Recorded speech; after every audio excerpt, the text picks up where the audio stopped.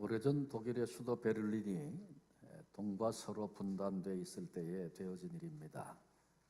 공산 치하에 있던 동베를린 몇몇 사람들이 한 번은 트럭에다가 가득히 쓰레기 더미를 싣고서 서베를린 광장으로 넘어와서 한가운데 쏟아버리고 도망을 갔답니다.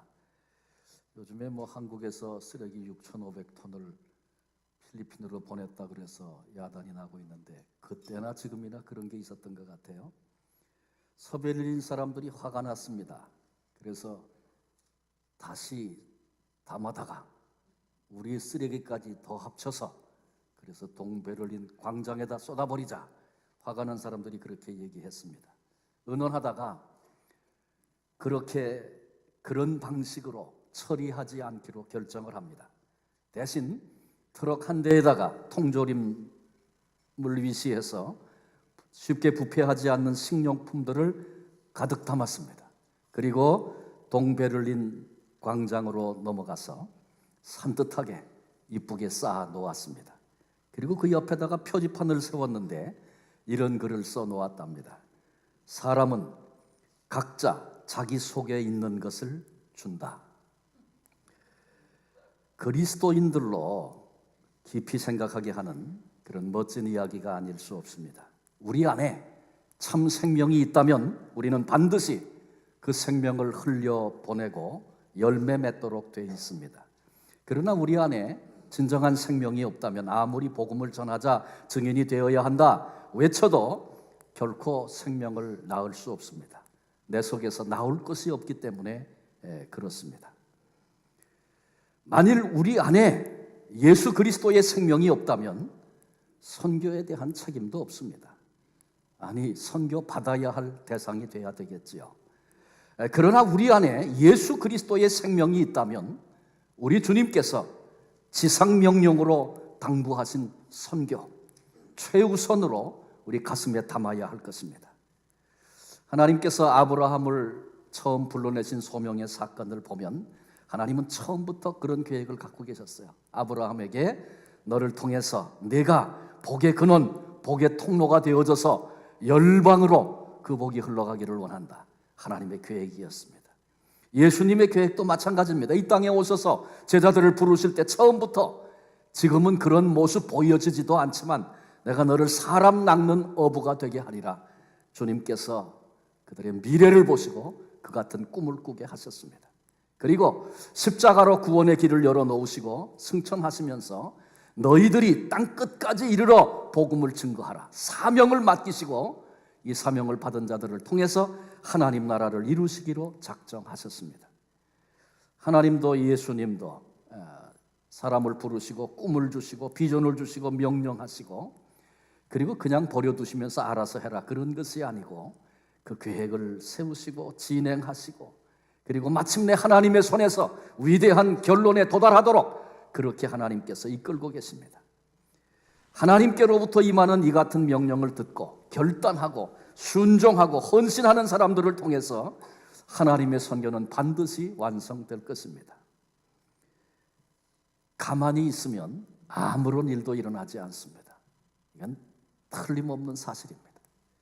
그러나 약하고 부족해도 도전이 들려올 때 결단하고 순종하면 하나님이 행하시는 일, 하나님의 역사 경험하게 되고 그 일에 쓰임받는 하나님 역사의 주인공들이 됩니다. 우리가 지난해에 사도행전을 오랫동안 살폈고 아직도 마무리 못했어요. 이제 다음 주부터 다시 사도행전을 볼 텐데 사도행전의 역사가 그와 같지 않습니까? 하나님의 도전 앞에 응답하고 자기를 드린 이들을 통해서 하나님께서 구속사, 구원사의 놀라운 역사를 이끌고 써내려 가신 것을 우리가 말씀을 통해서 이미 보았습니다. 오늘을 살고 있는 우리들이 하나님이 계획하신 전체의 그림 다 볼 수 없습니다. 그러나 전체를 계획하시고 진행하시고 결론을 내시는 분이 하나님이시고 모든 인생은 하나님이 내리시는 마지막 그 결론 앞에 서야 할 순간이 온다는 것 기억해야 합니다. 그러므로 하나님께서 예수님께서 우리들을 부르시고 도전하실 때 내가 어떻게 반응하느냐 대단히 중요합니다. 오늘 우리 교회는 선교주일로 예배하고 있습니다. 몇 가지 계획과 사역과 그 비전들을 좀 나누려고 합니다. 첫 번째로 말씀드리려고 하는 것은 실버 미션입니다.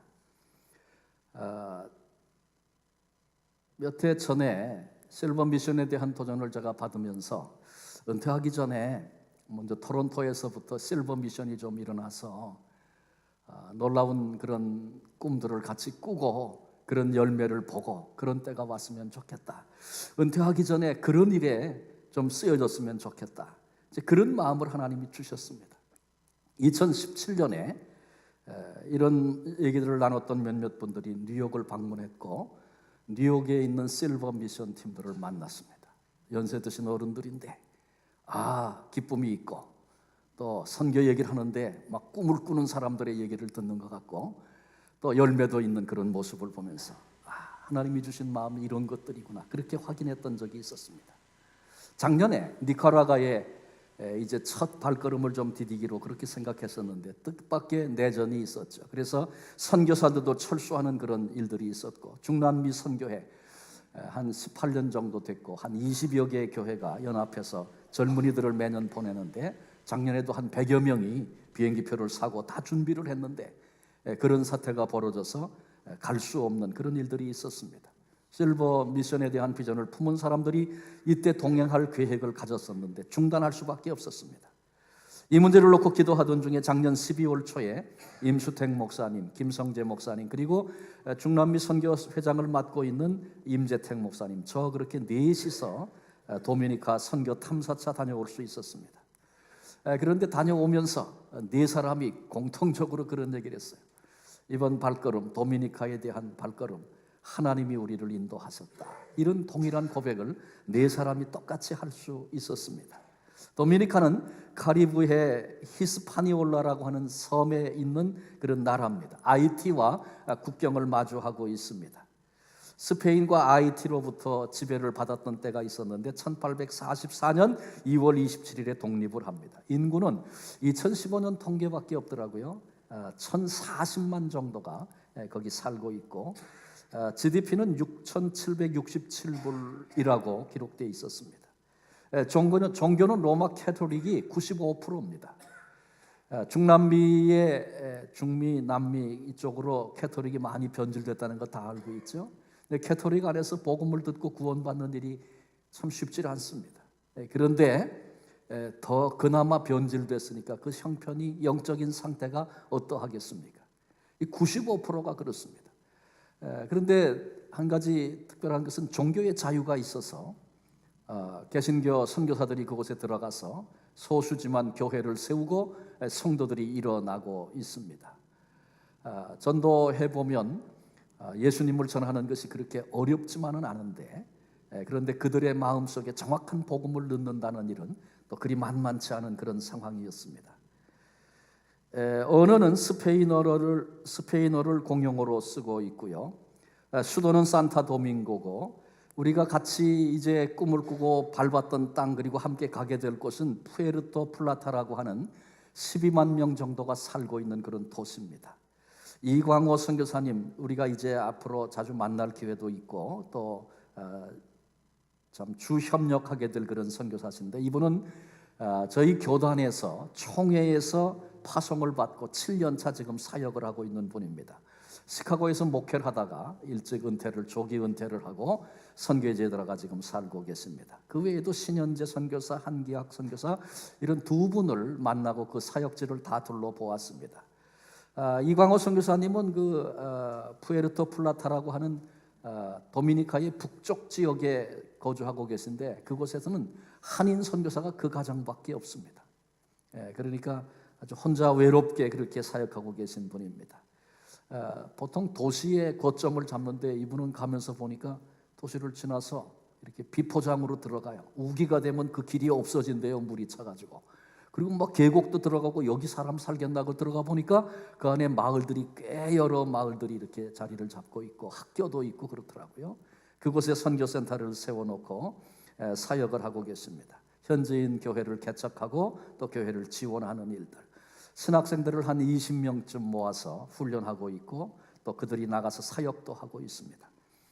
특이한 것은 선교센터를 지어놓고 그 주변에 초등학생들을 초청해가지고 이제 그 선교센터에서 성경학교를 하고 그래요. 그런데 성경학교 한다 그러면 아이들이 학교를 안 가고 그리로 온대요. 그리고 학교 선생님께 그런 얘기를 하면은 요번에 우리 이런 거 합니다 그러면 몇 명 보내드릴까요? 300명? 400명? 이렇게 물어봐서 300명 보내주세요 그러면 300명을 수업을 안 하고 그걸로 보내준대요. 그 정도로 거기 교육 환경이 어렵다는 얘기죠. 그래서 선교하고 아이들을 가르치고 일꾼을 키우는 데는 길이 많이 열려 있다는 것을 눈으로 보았습니다. 이것은 이제 도미니카 현지인들을 위한 사역이고요. 그 다음에 그곳에는 IT 사람들이 난민으로 들어와 살고 있습니다. 합법적인 사람 절반, 불법적인 사람들 한 절반 되는 것 같아요.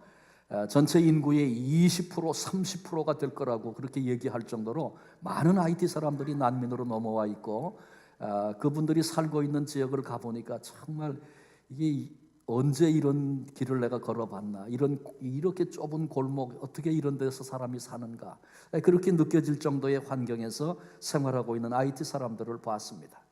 그래서 실버들이 가면 뭘 할 수 있을까? 제일 먼저 이거다 그렇게 잡은 거는 예수 영화를 상영하는 일입니다. 특별히 IT 사람들에게는 굉장한 효과가 있을 거라 생각합니다. 오래된 영화지만 그 영화를 통해서 많은 사람들이 예수님께로 돌아오는 그런 역사가 있었는데 정말 그것이 필요하다는 생각을 갖게 됐고요. 그 다음에 구제와 돌봄 사역, 특별히 IT 난민들 더 말할 나위가 없죠. 우리 황헬렌 선교사님도 다른 지역이지만 IT 사람들을 위해서 그 땅에서 사역하고 있는데, 이제 황 선교사님이 이 지역을 우리에게 소개를 해주셨어요. 의료 사역, 치과, 한방, 안경 사역 이런 일들 우리 어른들이 가서 충분히 할 수 있겠고, 또 의사로서 헌신된 분들도 있어서 가능하겠다고 그렇게 생각했습니다. 그 다음에 전략적인 사역이 있는데, 그것은 제일 중요한 것은 목회자를 훈련하는 일입니다. 이제 이번에도 여러 교회 목사님들이 이제 이번에 같이 가겠다 그렇게 결정들을 하셨는데, 이제 금년부터 바로 시작할 수는 없지만 아마 내년쯤에는 그 일이 가능하지 않겠나 싶어요. 그 지역의 목회자들을 모아놓고, 목회자들이 현지인들 목회자들이죠. 그런데 제대로 공부하지 못하고 또 교회들이 다 약해서 생활비를, 사례비를 줄 수 있는 교회들이 없다 그래요. 그래서 하루 종일 똑같이 노동하고 일하고 그 다음에 주일날은 섬겨야 되니까 굉장히 어려운 여건 속에서 일하시는 분들입니다. 때로는 이단에게 쉽게 넘어가기도 하는 그런 일들도 있다 그래요. 그래서 이분들을 집중적으로 훈련하는 일, 아마 교역자들이 맡아서 해야 할 그런 전략적인 사역, 그래서 그들이 나가서 사명을 감당하도록 하는 그런 일들 필요하다고 봅니다. 그 다음에 선교사 자녀 수련회도 긴박하다는 그런 생각을 하게 됐어요. 세 분 선교사님 만나 이렇게 얘기하면서 그 지역의 선교사 자녀들이 이제는 커서 사춘기가 됐는데 갈등이 생긴다는 거예요. 잘하는 애들도. 그러니까 부모는 헌신하고 소명받아 왔지만 아이들은 그냥 갔잖아요. 어렸을 때 물어보지도 않고 그냥 갔잖아요. 가서 보니까 그곳이 자기가 크면서 이 땅에 살고 있고 나는 한국 사람인데, 이런 갈등과 어려움들이 그들에게 있는 것 같아요. 그래서 그들에게 부모들이 하는 사역이 얼마나 귀한 것이며 미래를 향해서 꿈을 꾸고 하나님의 일꾼들로 일어날 수 있도록 그들을 도와야 되겠다, 그런 생각을 갖게 됐고요. 그 다음에 한류가 그곳에도 굉장히 젊은이들에게 참 인기를 얻고 있어서 이런 것들을 통해서 그 지역의 청소년 수련회 같은 것을 할 수 있고 일꾼들을 키우는 일이 필요하다는 것을 봤습니다. 그리고 선교사님들 사이에 똑같은 갈등과 문제들이 있고, 그래서 회복하는 프로그램도 필요하겠다. 금년에 얼마 전에 애들 같이 모여서 금년 사역을 확정을 했습니다. 금년 4월 1일부터 6일까지. 그러니까 꼭 월요일 날 출발해서 토요일 날 돌아오는 그런 스케줄이에요. 그렇게 일정을 확인하고 푸에르토 플라타에 갈 것입니다. 근데 그곳에는 우리가 아시지만 도미니카는 그 리조트들이, 휴양 시설들이 많이 있잖아요. 근데 우리가 가려고 하는 그 지역 사역지에서 한 30분만 떨어진 곳에 그런 리조트가 있어요. 지금은 금년에는 25명을 넘기지 않으려고 생각합니다. 왜냐하면 처음 하는 일이고 가서 또 살피고 평신도의 눈으로 보고 또 같이 아이디어를 얻고 준비해야 될 부분들이 있어서 처음부터 힘들게 하지 않겠다 생각하고 25명 미만이 이번에 가려고 그래요. 그런데 앞으로 인원이 많아지면 점점 그 숙박 문제가 대단히 어렵습니다. 그래서 그 리조트를 이용하고 30분만 가면 사역할 수 있고 사역 마치고 돌아와서 이제 실버드니까 충분히 또 쉴 수도 있고 그런 환경도 되고, 그래서 그 일주일이 굉장히 복된 그런 시간들이 되겠다, 그렇게 생각을 합니다. 의료 구제 전도 사역 계획하고 있고요. 기본적으로 아직 뭐 정확한 경험이 없기 때문에 그런데 일단은 몇 가지를 좀 정했습니다. 한 가지는 75세 이하 신체 건강하신 분. 네, 이거는 이제 뭐 원칙만 그렇다는 것이고 예외가 얼마든지 있습니다. 우리 교회 이기선 권사님도 선교를 갔다 오셨는데 뭐 건강에 따라서 그건 또 달라질 수 있는 거죠. 근데 그 리조트에는 24시간 응급실도 운영이 되고 또 이번에 한의 하시는 분도 같이 가기 때문에 뭐 건강 문제 참 크게 걱정하지 않아도 되겠다 그런 생각이 듭니다. 비용은 항공료와 숙박과 숙식비와 그다음에 사역비를 다 포함해서 캐나다 달러로 한 1,500불 정도 소요됩니다. 그러니까 일주일 정도 머물면서 리조트에 머물면서 사역도 하게 되고 꿈도 꾸게 될 것입니다. 이 일을 위해서 여러분들의 기도를 부탁을 드립니다. 2월 달부터 이제 1월 말까지 회원 모집을 하고 헌신자들을 모집하고 그 다음에 한 6번 정도 준비하는 모임을 갖고 가게 될 것입니다. 물론 실버 선교지만 청장년도 환영합니다. 가서 할 일이 얼마든지 많이 있고 그러니까 좀 건강하신 분, 젊은 분들이 가면 또 크게 도움이 될 것입니다. 모두를 다 환영하고요. 이 비전이 더 커져가고 열매 맺도록 하나님이 기뻐하시는 그런 사역으로 세워져 갈 수 있도록 기도해 주시기를 부탁을 드립니다. 그리고 토론토를 위시해서 이번에도 저 에드먼턴에서도 오시겠다고 이렇게 얘기를 했고, 그래서 이제 거기도 회원이 모집이 될 거라고 그렇게 생각합니다. 단기 선교팀이 잘 구성되고 그 다음에 특별히 토론토 땅에 실버들이 사명을 가진 사람들이 일어나서 하나님의 영광을 보고 그렇게 헌신하는 일들이 있도록 여러분들이 이 일을 위해서 기도해 주시기를 부탁을 드립니다. 그 다음에 나누려고 하는 것은 선교사 회복 사역에 대한 이야기입니다. 저는 2004년으로 기억합니다. 그러니까 캘거리에 제가 있을 때죠.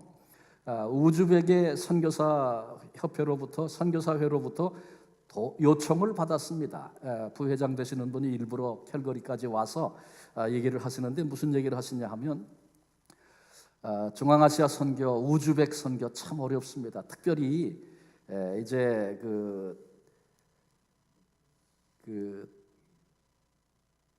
현지 그 교회들을 개척해서 사역을 하고 목회들을 하고 그렇게 선교를 하고 있는데 현지 주일날 현지 교회에서 예배를 드리는데 선교사가 설교를 못 한다는 거예요. 그래서 현지인이 예배 시간에 설교를 하고 선교사는 찬양대에 앉아서 찬양을 부른다 그래요. 그 이유가 뭐냐 하면 외국인들이 현지인들을 가르치는 일을 할 수가 없답니다. 그래서 설교를 가르칠 수가 없다는 거예요. 그런데 현지 사역자들이 무슨 그 말씀 사역의 훈련을 받고 그런 분들이 아니고 전혀 훈련이 안 된 분들이 이제 그 설교를 하니까 참 여러 가지 많은 문제들이 발생을 하고 어려움이 있다는 거죠. 그래서 어떻게 이 문제를, 그러니까 말씀 사역자들을 많아놓고 자기들이 훈련을 하는 것도 걸린다는 거예요. 걸리면 쫓겨나야 되고 쫓겨나면 소련에서 갈라져 나온 모든 나라에 들어갈 수 없다는 거예요. 그러니까 사역지를 완전히 잃어버리는 거죠. 너무 위험하고 힘들어 어려워서 자기들이 가르치는 일을 할 수 없다는 거예요. 그래서 저한테 와서 그래요. 목사님, 말씀 사역을 와서 좀 훈련을 좀 하는 일을 좀 도와주십시오. 목사님은 그냥 걸리면 나가시면 됩니다. 우리가 최대한 안전하게 하겠지만 만약에 걸려도 그냥 나가시면 되니까 걱정할 거 없습니다. 근데 그 얘기를 듣는 순간에 뭐 위험한 것보다도 이게 정말 전략적으로 필요한 일이구나. 말씀을 그들이 전해야 되는데 훈련은 돼 있지 않고 그들을 훈련시키는 게 그 땅을 변화시키고 만약에 선교사들이 쫓겨나도 그들이 그 사역을 할 수 있지 않겠는가. 그런 마음을 주셨어. 그때 굉장히 바쁠 때인데 제가 YM에 있는 선교사 한 사람 같이 가자고 해서 동행해서 그 지역에 갔었어요. 우즈벡에 가가지고 여러 도시를 다니면서 실제로 그런 사역을 했어요. 사역을 다 마치고 아주 보람 있는 그런 일이었어요. 일정을 다 마치고 이제 그 수도 타슈켄트로 돌아왔어요. 돌아와서 그 지역에 있는 모든 한인 선교사, 가족들, 아이들까지 다 데리고 오십시오. 그래서 한인 식당에, 한국 식당에 데리고 와가지고 그분들을 위로해주는 위로회를 했어요. 근데 음식도 먹고 얘기도 들어주고 얘기도 나누고. 근데 그러면서 들어보니까 자녀 때문에 고민하고 또 여러 가지 어려움들을 얘기하고 그러더라고요. 선교사와의 관계에 힘든 부분들. 그래서 그 얘기를 들어주고 또 따로 만나서 이렇게 상담도 하고 얘기하고 그러던 중에 그냥 얘기 들어주고 조금 조언해주고 이렇게 해보면 어떻겠냐 얘기하고 그러니까 불편했던 관계에 있던 사람이 끌어안고 울기도 하고 회복이 되고 또 아이들 문제 또 꿈을 꾸게 되고 이런 것을 이렇게 보면서 하나님이 제 마음속에 이때 강하게 그런 마음을 주셨어요.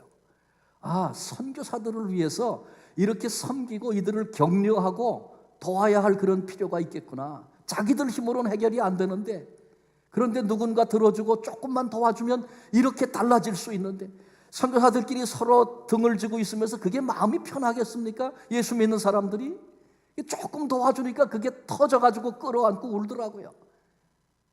그래서 이런 일을 하는 것이 너무나 귀하겠구나. 어쩌면 선교사 한 사람을 파송하는 것보다 이미 파송된 선교사들을 회복시키고 그들로 꿈을 꾸게 하고 서로 협력하게 만들고 이런 일들이 정말 필요하겠구나.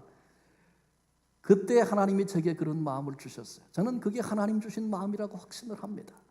그래서 그때부터 그게 벌써 15년 전 얘기 아닙니까? 그때부터 미래에 대해서 비전에 대해서 얘기하면 저는 이 얘기를 꼭 빼놓지 않고 나는 남은 생을 그렇게 한번 살고 싶다. 이런 일을 하면 하나님께서 나를 부르시는 거로 그렇게 고백을 하고 얘기했었습니다.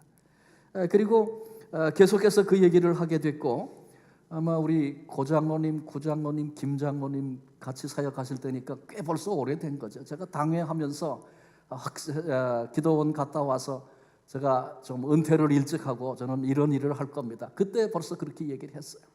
그리고 오늘까지 이렇게 시간이 벌써 흘러서 이제 그런 사역들이 눈앞에 보여지고 있습니다.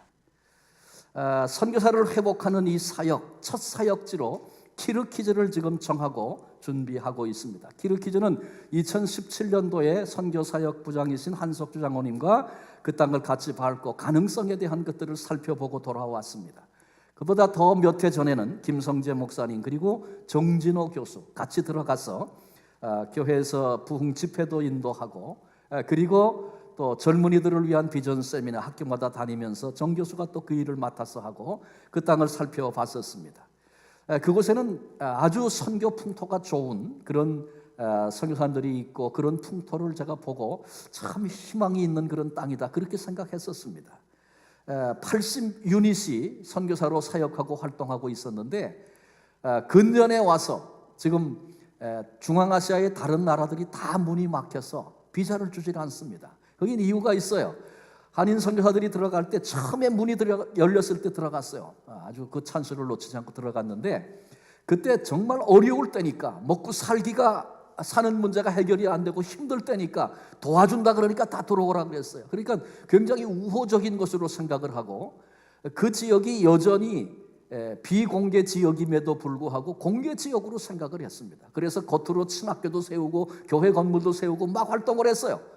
근데 그러다가 그 사람들이 먹고 살만하고 정신을 차리고 나서 보니까 크리스찬들이 들어와서 선교사들이 들어와서 교회가 들어와서 별일을 다 하고 있거든요. 그래서 그 사람들이 이슬람권 아닙니까? 그러니까 더 이상은 안 돼. 그래가지고 나갔다 들어오면 비자 안 주는 거예요. 못 들어가는 거죠. 그냥 그대로 사역지 다 잃어버리고 다 쫓겨나게 됐습니다. 그런데 그 키르키즈스탄이 무비자입니다. 그리고 지금도 그냥 무비자로 들어갈 수 있으니까 쫓겨난 선교사들이 다 글로 들어왔어요. 그래서 80유닛이었던 그 지역의 선교사들이 200유닛이 됐습니다. 얼마나 많겠어요? 버글버글하지 않겠습니까? 그러니까 쫓겨나서 선교지를 잃어버리고 거기 온 사람들은 내가 뭘 해야 되는가 왔다 갔다 자리를 못 잡고 흔들리고 있고 또 80유닛 원래 사역하던 분들은 우리가 잘하고 있는데 저 사람들 들어와서 너무너무 힘들다고 서로 그렇게 생각하고 있는 거예요. 근데 제가 가서 보면서 하나님이 지금 중앙아시아를 위해서 기회를 주고 계시는구나, 그런 생각을 했습니다.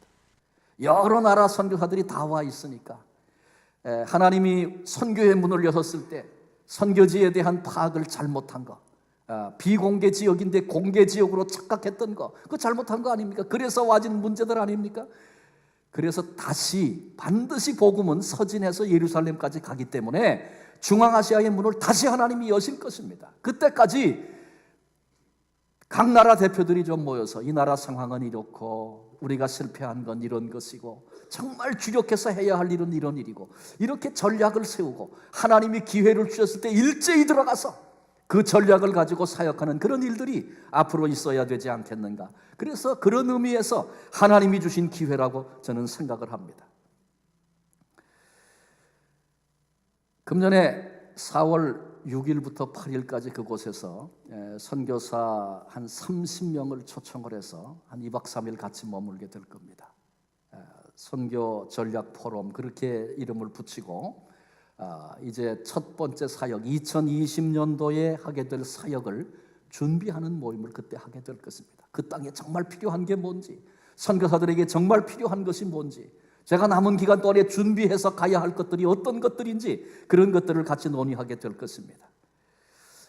한국 KWMA, 한국의 선교사들 연합회가 있는데 2017년 통계입니다. 170개국 27,436명의 선교사가 나가 있다, 그렇게 말합니다. 그런데 언제부턴가 선교사들이 선교지로 나가는, 선교사들이 세워지는 것들이 점점 둔화되고 있다, 그렇게 말합니다. 그리고 현재 나가 있는 선교사 자녀가 19,661명이라고 얘기하고 있어요. 빠른 시간에 성장한 것 틀림없는 사실입니다. 그런데 언제부턴가 지금 둔화되어져 가고 있습니다.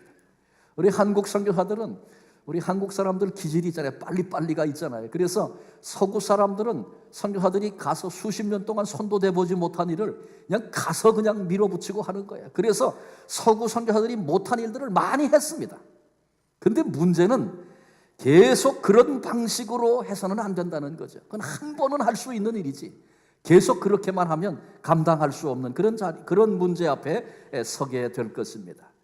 그래서 그들이 지치지 않도록 격려하고 회복되어지고 협력하는 그런 일들이 필요한 것이죠. 특별히 선교사 자녀들에 대한 관심은 굉장히 커야 합니다. 선교사 자녀들이 대체로 많이 희생당하고 있어요.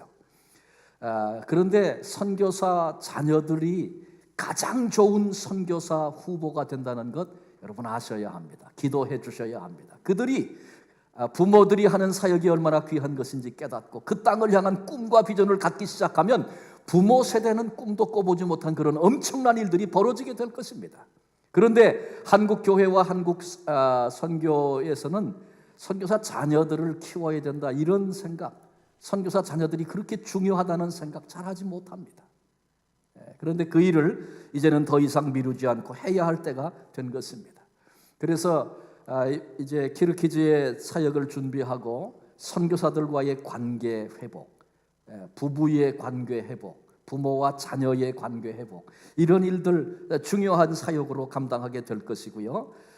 그 다음에 선교사들이 보통 전부 파송한 단체가 전부 다릅니다. 어떤 사람은 교회가 파송하고, 어떤 사람은 총회 교단에서 파송을 받고, 또 어떤 사람은 선교 단체가 파송을 하고, 목사 선교사 있고 평신도 선교사 있고, 하여간 일단 구분 자체가 굉장히 많아요. 선교지에서 선교사들이 하나가 되고 협력하는 게 굉장히 어렵거든요. 그런데 출신 자체가 다르니까 갭이 훨씬 더 많아진 거예요. 굉장히 힘든 상황들에 있습니다. 그런데 보세요, 선교지 영적 싸움이 있는 곳인데 그들의 마음이 분열되고 나누고 협력하지 못하게 마치 경쟁자처럼 생각하는 그런 일들이 벌어지고 있는 안타까운 현상을 봅니다. 왜 그래요? 사탄이 그렇게 하는 거죠. 근데 그걸 그냥 버려두고 거기서 선한 열매, 영적 열매가 맺히기를 기대한다는 것, 그건 지나친 욕심입니다. 안 되는 거죠. 회복돼야 하는 겁니다. 그래서 그런 일들, 경쟁자가 아니라 이제는 동역자로 함께 일어서는 일들, 비전과 사역과 전략을 함께 공유할 수 있는 그런 일들 함께 이제 고민하고 감당해 보려고 합니다. 생각해보면 이건 엄청난 일입니다. 이런 일을 생각하면서 제가 그 일을 잘 해낼 거다, 뭐 그런 생각, 자신 있다 그런 생각, 저는 전혀 그렇게 생각하지 못합니다. 단지 제 마음에 있는 것은 하나님께서 주셨던 마음이고, 그러기 때문에 지금도 하나님이 어떻게 인도하시는가 아주 조심스럽게 순종하면서 한 걸음 한 걸음 가보려고 합니다. 그러나 기대는 있습니다. 하나님이 주신 마음 가지고 했을 때 거기 맺히는 아름답고 귀한 열매들을 저는 목회 중에도 경험했고 선교의 현장에서 경험했기 때문에 그렇습니다. 여러분들에게 기도의 부탁을 드립니다. 하나님의 인도함을 이 목사가 잘 받도록, 사람의 생각이 앞서지 않고, 그래서 하나님이 원하시는 사역을 감당하고 하나님이 주셨던 마음처럼 선교지에 회복되는, 선교사들이 회복되는 그런 일들과 역사가 있도록 여러분들이 위해서 기도해 주시기를 부탁을 드립니다. 이제 오늘 읽었던 본문 말씀 잠깐 얘기하고 마무리하려고 합니다. 본문은 빌라델피아 교회를 향해 주셨던 주님의 음성입니다. 8절 말씀 중심으로 생각합니다. 볼지어다 내가 내 앞에 열린 문을 두었으되 능히 닫을 사람이 없으리라. 이 말씀은 환경에 대한 문제를 이제 설명하고 있는 말씀입니다. 우리 인간은 환경의 지배를 받는 존재입니다. 환경이 사람에게 끼치는 그 영향력은 지대합니다. 그러나 참된 그리스도인, 참된 신앙인은 환경도 극복하고 뛰어넘는 사람들이어야 합니다. 부활하신 우리 주님께서 빌라델비아 교회에게 내 앞에 열린 문을 두었다, 내가 내 앞에 문을 열었다, 그렇게 말씀하시는 거죠. 현재 닫힌 것만 갖고 닫으려고 방해하는 그런 세력이 있지만 내가 그 문 열어놓아서 그렇게 말씀하시는 것입니다. 어떤 방해가 있든지 현재 상황이 아무리 나쁠지라도 결국은 우리 주님께서 우리 앞에 문을 열어주신다는 약속의 말씀입니다. 지금 문이 닫히면 답답하고 힘듭니다. 그러나 그 문이 곧 열리고야 말 것이다, 우리 주님께서 그렇게 강한 어조로 선언하고 계신 것입니다. 성도된 우리는 닫힌 문 앞에서도 낙심할 이유가 없습니다. 왜? 주님이 곧 그 문을 열어주시는 것 알기 때문에 그렇습니다. 강철왕 카네기를 아시죠? 이 카네기가 자기 사무실에 그 벽에다가 붙여놓은 그림이 하나 있었대요. 그 귀중한 그림이라고 생각하고 그것을 아주 어렵게 구해서 거기다가 붙여놨는데, 그림은 이런 그림입니다. 아주 황량한 바닷가, 물은 다 썰물이 빠져나가서 모래톱에 낡은 배 한 척이 이렇게 걸려있는 그런 황량한 그림이라 그래요. 그런데 그 밑에 써있는 글이 감동을 준답니다. 그 글은 이렇게 써 있어요. 반드시 밀물의 때가 온다. 근데 카네기는 그 그림, 그 글을 수시로 확인하고 또 보고 또 보면서 그가 걸어가는 길에 썰물이 빠져나가 힘들고 어려웠던 순간들, 고난이 밀려올 때마다 그 그림을 보면서, 그렇지, 반드시 밀물이 밀려올 거야, 이렇게 소망을 가지고 나아갔다는 것입니다. 여러분, 지금 인생의 삶의 자리에서 썰물의 때를 만난 성도는 안 계십니까? 두려워하지 마십시오. 반드시 밀물이 밀려올 것입니다. 문이 닫혀서 오늘 신음하고 계시는 성도님은 안 계십니까? 두려워하지 마십시오. 반드시 우리 주님께서 그 문을 열어주실 것입니다. 사도 바울은 이 같은 확신이 있었습니다. 그래서 이렇게 로마서 8장 28절에 외칩니다. 우리가 알거니와 하나님을 사랑하는 자, 곧 그 뜻대로 부르심을 입은 자들에게는 모든 것이 합력하여 선을 이루느니라. 문을 여시는 분이 하나님이십니다. 하나님이 문을 여시면 결코 닫을 자가 없다고 본문이 확증해서 그렇게 말씀하고 있어요. 하나님이 여시면 닫을 자가 없다, 말씀하시는 주의 음성을 들을 수 있는 이 시간이 되시기를 바랍니다. 실버 미션 니카라과를 가려고 했는데 뜻밖의 사태가 벌어져서 길이 막혔습니다. 그런데 하나님께서, 우리 주님께서 도미니카에 새로운 문을 열어주셨습니다. 키르키즈, 사실 작년에 김홍렬 목사님이 오셔서 선교 부흥회도 해주시고 키르키즈 상황에 대해서 아주 사실적인 얘기들을 좀 해주시려고 했는데 오는 길에 문제가 생기고 결국은 김 목사님이 소천하셨잖아요. 금년 봄에 키르키즈의 선교사 전체가 모이는 수련회가 있습니다. 김 목사님하고 미리 얘기를 나눴고 그 수련회를 우리 교회가 섬기고 우리 장로님들이 다 가서 선교사님들을 좀 만나기도 하고 그들의 얘기도 듣고 이렇게 계획을 세우고 또 선교사에 새롭게 뽑힌 선교사 회장이 그렇게 하겠다고 결정을 다 했고, 그런데 김 목사님 돌아가시고 그러면서 저하고 연결 라인이 안 되니까 이분이 급하니까 또 다른 데 연락을 해가지고 그래서 그 길이 막혔어요. 그래서 왜 이렇게 길이 막히나 제게는 개인적으로 고민이 있었습니다. 그런데 그 땅에서 선교하다가 지금 한국에 나가 목회하는 이현영 목사님, 여기 영락교회 출신이죠. 이현영 목사님, 그분이 앞장을 서고 여러 가지로 길을 만들고 돕고, 그리고 김민경 선교사라고 그 지역에 지금 사역하고 있는 아주 그 비전을 가진 그런 분이 계신데 그분이 직접 나서서 준비를 하고, 그래서 전체를 섬기는 것은 사실 다음 사역을 준비하는 것으로는 사실 너무 크고 벅찰 수 있었겠구나 그런 생각을 하고, 사실은 40명 각 분야를 대표할 수 있는 30명 정도가 모여서 이번 모임을 갖게 된 것은 훨씬 더 내실 있는 준비로 가게 됐구나 그렇게 생각을 합니다. 그래서 길이 막힌 것 같았는데 하나님이 또 다른 길을 열어주시고 문을 열어주시는 것을 경험하고 있습니다. 우리 중앙교회가 47년 전에 이 땅에 세움을 받았습니다. 이유 있고 사명이 있어서 그런 것이죠. 하나님께서 그 세월 속에 고난도 있고 어려움도 있고 힘든 순간도 있었지만 우리 교회를 계속해서 붙잡아 주시고 여기까지 이끌어 주셨습니다. 오늘 우리 앞에 열린 문을 두셨다고 선언하시는 주님의 그 음성을 우리 교회가 그리고 모든 성도들이 이 시간에 참여하여 예배하는 우리 모두가 믿음으로 받고 믿음으로 결단하는 그런 시간이 됐으면 좋겠습니다. 서두에 말씀드렸지만 가만히 있으면 아무 일도 일어나지 않습니다. 그러나 도전이 있을 때 응답하면, 그리고 주님의 그 부르심 앞에 헌신하면, 오늘 특별히 선교 주일 예배로 예배하면서 선교 회원들을 모집하는데 내가 기도로 선교 사역을 돕겠습니다. 이렇게 결단하는 것 중요한 일입니다. 내가 물질로 한 달에 얼마씩 그렇게 후원하겠습니다. 결단하는 것, 그게 작은 것 같지만 굉장히 큰 힘입니다. 저는 그 캘거리에 교인이 한 30명 되는 교회 부임을 해서 갔고, 그때는 선교에 대한 막 불이 있어가지고 그 사명 때문에, 그런 부르심 때문에 제가 갔어요. 그런데 뭐 일으키려고 해도 일어나지 않고 참 힘든 시간이 몇 년 있었어요. 그러다가 이제 선교회를 조직하고 이제 선교회가 만들어져서 선교하는 일을 준비하는 일을 시작하고 회원 모집을 처음 했는데 오명근 할아버지 돌아가셨는데 그분은 그곳에 와서 참 힘든 삶을 사신 어른입니다.